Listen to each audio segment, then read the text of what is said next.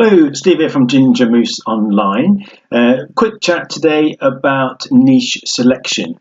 I remember having this issue myself many years ago, and I know that it's something that actually stops people getting on with the business at all because they can't decide what to get into.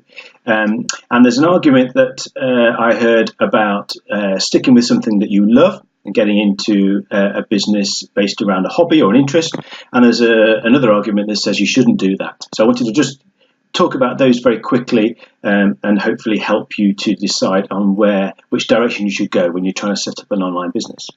Firstly, though, you've got to make sure that there's a market is big enough.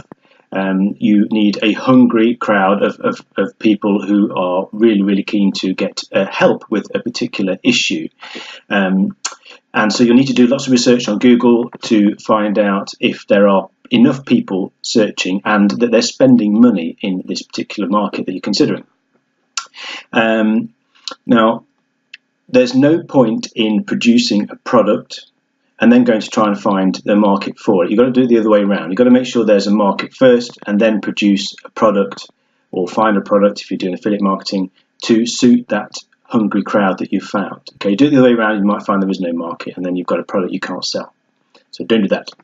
So let's talk about whether you should do something you're interested in or not. So the argument of doing a business based around something you're interested in is obvious in that you're going to spend a lot of time in this business, and it'd be great if you are enjoying what you're doing because you've got to do lots of research, you've got to write a lot of stuff, and it's a lot easier if you like the subject that you're doing it on. If the other hand, though, the other argument though is that you could ruin your love for a particular area, a particular niche or hobby, if you turn it into a business and it becomes a lot of work, and then you end up hating the thing that you used to love, and that would obviously be a shame. I've tried both ends of that. I've tried both arguments, and I think it's pretty much a personal thing whether you should go with one or the other. But for me, and I think for most people, it is a lot easier if you stick with a subject that you do have an interest with.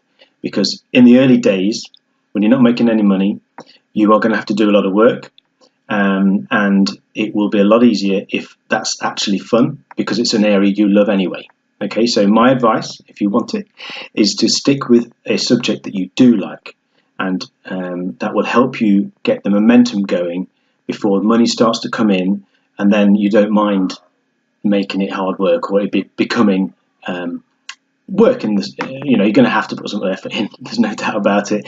It depends on what you're doing. You can get into a business that automates itself later, which is the sensible thing. And we'll talk about that in other videos.